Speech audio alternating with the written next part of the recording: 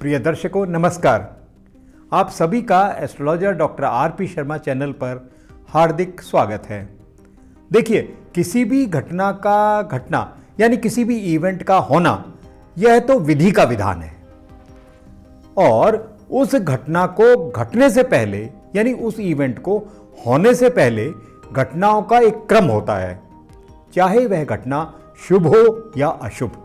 स्थिति वैसी ही बनती चली जाती है ताकि वह घटना निश्चित समय पर घट सके और इस बात का प्रमाण हमें हर पल बदलती हुई ग्रहों की स्थिति से पता चलता है। आज हम इस वीडियो में चर्चा करेंगे 12 फरवरी 2024 की ग्रह स्थिति के बारे में।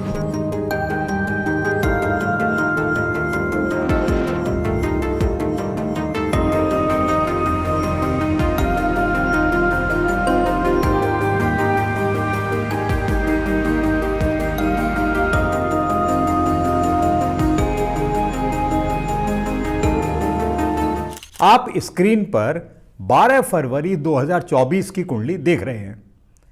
आप इस कुंडली में देखेंगे कि बृहस्पति मेष राशि में हैं। सूर्य, मंगल, बुध और शुक्र ये चारों ग्रह मकर राशि में हैं और बुध यह अस्त स्थिति में हैं। शनि कुंभ राशि में हैं और वे अस्त हैं। चंद्रमा राहु के साथ मीन राशि में हैं और केतु कन्या राशि में है। इस कुंडली में आप यह देखेंगे कि बृहस्पति 3 फरवरी 2024 को भरणी नक्षत्र में आए हैं और वे भरणी नक्षत्र में ही 16 अप्रैल 2024 तक रहेंगे। भरणी नक्षत्र के स्वामी शुक्र होते हैं और जैसा मैंने कहा है कि भरणी नक्षत्र मेष राशि में ही है और मेष राशि के स्वामी मंगल होते हैं। इसलिए भरणी नक्षत्र और मेष राशि से संबंधित मामलों का पुनर्निर्माण होगा तथा बृहस्पति इन मामलों का विस्तार करेंगे क्योंकि बृहस्पति एक्सपेंशन कराता है। लैंड, मिलिट्री, नेवी, इंजीनियरिंग या वेपन्स आदि के क्षेत्रों में रिसर्च एंड डेवलपमेंट के साथ साथ इन मामलों में विश्व पटल पर चर्चाएं और विवाद बढ़ने की संभावनाएं हैं। 12 फरवरी 2024 की कुंडली में सूर्य और बुध तो मकर राशि में हैं ही और मंगल ने मकर राशि में 5 फरवरी 2024 को प्रवेश किया है और शुक्र 12 फरवरी को मकर राशि में प्रवेश करेंगे। इस वर्ष पर्यंत शनि कुंभ राशि में ही रहेंगे। राहु और केतु क्रमशः मीन और कन्या राशि में ही रहेंगे। आप यह देखेंगे कि सूर्य धनिष्ठा नक्षत्र में है जिसके स्वामी मंगल होते हैं और मंगल उत्तराषाढ़ नक्षत्र में है जिसके स्वामी सूर्य होते हैं और शुक्र जिनका 12 फरवरी को राशि परिवर्तन होना है वह भी उत्तराषाढ़ नक्षत्र में है और उत्तराषाढ़ नक्षत्र के स्वामी सूर्य होते हैं। इन चारों ग्रहों यानी सूर्य, मंगल, बुध और शुक्र पर केतु की पंचम दृष्टि पड़ती है और केतु ये चित्रा नक्षत्र में है और चित्रा नक्षत्र के स्वामी मंगल होते हैं। तो आप यह देखेंगे कि सूर्य मंगल के नक्षत्र में है और मंगल सूर्य के नक्षत्र में है। देखिए, हालांकि वैदिक ज्योतिष में यूरेनस, नेपच्यून, प्लूटो की गिनती नहीं है किंतु वेस्टर्न एस्ट्रोलॉजर्स इनको मानते हैं और इनको फलादेश इनके आधार पर किया जाता है। यदि हम देखें प्लूटो की स्थिति, इस कुंडली में प्लूटो जो है वह उत्तराषाढ़ नक्षत्र में है जिसका स्वामी सूर्य है। सूर्य और मंगल दोनों मकर राशि में हैं। सूर्य मंगल के नक्षत्र में है और मंगल सूर्य के नक्षत्र में है। शुक्र भी सूर्य के नक्षत्र में ही है। वेस्टर्न एस्ट्रोलॉजी के मुताबिक प्लूटो को भी ग्रह की मान्यता दी गई है। अगर हम प्लूटो को भी देखें तो वह भी सूर्य के नक्षत्र में ही है। तो हम यह देखते हैं कि उग्र ग्रह उन नक्षत्रों में है जिनके स्वामी उग्र है। हालांकि शुक्र सौम्य ग्रह है पर वह भी सूर्य के नक्षत्र में है और इन पर चित्रा नक्षत्र के केतु की पूर्ण दृष्टि पड़ती है। नवांश कुंडली में हम यह देखते हैं कि राहु, मंगल और शनि ये तीनों पाप ग्रह कुंभ राशि में हैं और ठीक इसके सामने सिंह राशि में केतु और बृहस्पति विद्यमान हैं। यह बहुत ही उल्लेखनीय है कि पाप ग्रह एक ही भाव में यानी कि कुंभ राशि में एक साथ हैं। मुंडेन एस्ट्रोलॉजी में किसी भी ग्रह स्थिति का प्रभाव उस दिन विशेष से एक पक्ष पहले से एक पक्ष बाद तक प्रायः देखा जाता है। अब ये जो 12 फरवरी 2024 की ग्रह स्थिति है, इसका प्रभाव विश्व में तथा भारत में क्या क्या होगा, अब इसकी चर्चा करते हैं।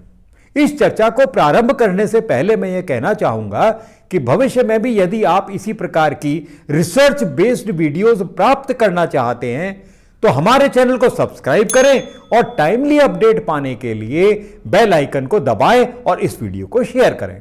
जैसा इस वीडियो में पहले कहा गया है कि चतुर्ग्रही योग मकर राशि में है और जिस पर केतु की दृष्टि है। मकर राशि काल पुरुष की कुंडली में कारोबार को दर्शाती है। यह ग्रह स्थिति इस ओर इशारा करती है कि विश्व में आर्थिक मंदी का एक और दौर प्रारंभ हो सकता है। बड़ी बड़ी कंपनियों में कर्मचारियों की छटनी का सिलसिला और गति पकड़ेगा। दशम भाव पावर और अथॉरिटी का भी होता है, इसलिए कुछ राष्ट्रों के बीच युद्ध जैसी स्थिति बन सकती है। विश्व के मुस्लिम देश दो भागों में विभक्त हो सकते हैं। इन देशों के आपस में ही तनाव और युद्ध जैसे हालात हो सकते हैं। युद्ध में सोफिस्टिकेटेड मॉडर्न वेपन्स को भी इस्तेमाल किया जा सकता है। यूनाइटेड स्टेट्स ऑफ अमेरिका के युद्धपोतों पर आतंकी हमले की संभावनाएं काफी प्रबल हैं। देखिए, मकर राशि एक पृथ्वी तत्व की राशि है और जिस पर वृषभ राशि के केतु की पूर्ण दृष्टि है और वह भी पृथ्वी तत्व की राशि है। ऐसी स्थिति में भूकंप और तदोपरांत सुनामी की स्थिति की संभावनाएं काफी प्रबल हो जाती हैं। इसी काल में किसी जीवाणु यानी बैक्टीरिया या वायरस के नए वेरिएंट के कारण महामारी फैलने की संभावनाएं बढ़ जाती हैं। जैसा 12 फरवरी 2024 की कुंडली के नवांश के बारे में पहले कहा गया है कि कुंभ राशि में राहु, मंगल और शनि विद्यमान हैं, ठीक उसके सामने सिंह राशि में केतु और गुरु हैं। ऐसी स्थिति में विश्व पटल पर आतंकी हमले या विमान दुर्घटनाओं की भी संभावनाएं बनी रहती है। जैसा इस वीडियो में पहले कहा गया है, नेपच्यून, प्लूटो और यूरेनस को वैदिक ज्योतिष में शामिल नहीं किया गया है, पॉसिबली इसलिए क्योंकि ये सूर्य से बहुत ज्यादा दूर है। किंतु वेस्टर्न एस्ट्रोलॉजी में हाल के कुछ वर्षों में इन ग्रहों के प्रभाव के बारे में काफी चर्चा की गई है और प्लूटो को डेथ एंड डिस्ट्रक्शन का ग्रह माना गया है। प्लूटो को साथ ही साथ उसके बाद के रीजनरेशन, ट्रांसफॉर्मेशन या फिर मेटामॉर्फोसिस का एक कारण बताया गया है। और इस ग्रह की सबसे ज्यादा चर्चा तो कोरोना के काल में हुई, जब मकर राशि में प्लूटो और गुरु साथ साथ जून 2020 में आए थे। यही प्लूटो उत्तराषाढ़ नक्षत्र में मंगल ग्रह के साथ हैं। ये दोनों ग्रह जो एग्रेशन और वायलेंस को रिप्रेजेंट करते हैं तथा जिन पर केतु की दृष्टि है, ऐसी स्थिति में टेररिस्ट एक्टिविटीज बढ़ जाती हैं, क्लैंडस्टाइन एक्टिविटीज भी बढ़ जाती हैं। और यदि हम एनवायरनमेंट की दृष्टि से देखें तो ग्लोबल वार्मिंग एक बहुत बड़ा मुद्दा हो सकता है।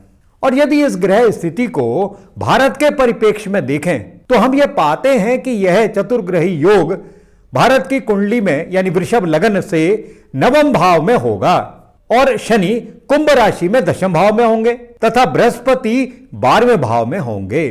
नवम भाव में चतुर्ग्रही योग पर केतु की दृष्टि यह दर्शाती है कि धर्म को लेकर धरना, प्रदर्शन, हिंसा और या फिर आतंकी गतिविधि फरवरी और मार्च के महीने में बढ़ सकती हैं।